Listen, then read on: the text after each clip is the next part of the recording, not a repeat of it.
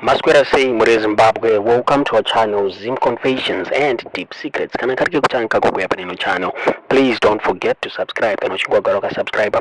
Don't forget to comment and share this video. Nasi muri Zimbabwe takuigira latest on nyaya ya Reverend Oscar Mukanana au Reverend Methodist Akazviuraya mushure mekunge nyaya dzavo dze upombwe dzabuda pachena muri Zimbabwe parunzi a conversation ndio yakatanga kulika pakati pa Reverend Oscar Mukanana ne youth member wemuchurch mavo zviri kunzi Reverend Mukanana vakasenda text vachibvunza pamusoro peropa ravange vaona riri pa condom rainge vashandisa mushure vapedza kuita bonde nemusikana wayo zviri kunzi Reverend Mukanana vaibvunza pamusoro peropa rari papo vachibvunza musikana kuti ainge ari kuma periods here then musikana akataura achiti anga apedza ma periods ake the following day zviri kunzi Mukanana vakabva vasenda a voice note vachireply kuma texts aya zvinova zvakalida kuti ma voice notes aya apere mu WhatsApp group rechurch muri Zimbabwe. Zviri kunzi Reverend Mukanana vakatora mushonga vakabhuka lodge ku Eastleigh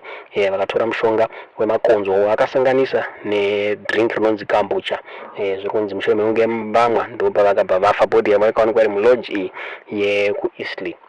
Zviri mapurisa akaona pane zvakare suicide note yanga iri ipapo ichitaura pamusoro pekufa kwakwaita vaMukanana vachitaura vachikumbira regerero kumhuri yavo nekuda kwechiitiko changa vaita ichi muri Zimbabwe chekulikisa zvinhu zvimuchurch group zviri kunzi vakakumbira regerero kufamily yavo nevana vavo uyezve vakakumbira mukadzi wavo kuti asara achichengeta vana vavo. Inyaya inorwadza, nyaya inosirisa muri Zimbabwe.